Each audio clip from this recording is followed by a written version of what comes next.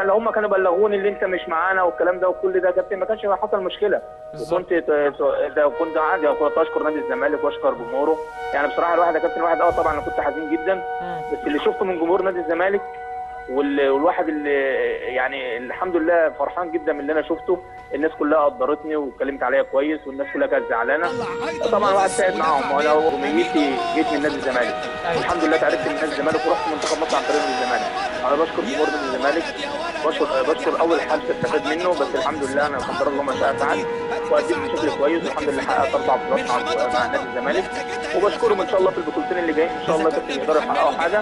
انا شاركت في البطولتين يبقى 6 بطولات لو ربنا كرمنا واخدنا البطولتين، وان شاء الله كابتن اتمنى لهم الخير في اللي جاي والنادي الزمالك افضل احبه لغايه الموت والنادي الزمالك افضل احبه لغايه الموت. حماده طلبه بيحرز هدف التعادل، هدف التعادل في الدقيقه ايه؟ في الدقيقه الاخيره في الدقيقه 90. حماده طلبه من عرضيه مصطفى فتحي في الدقيقه 90.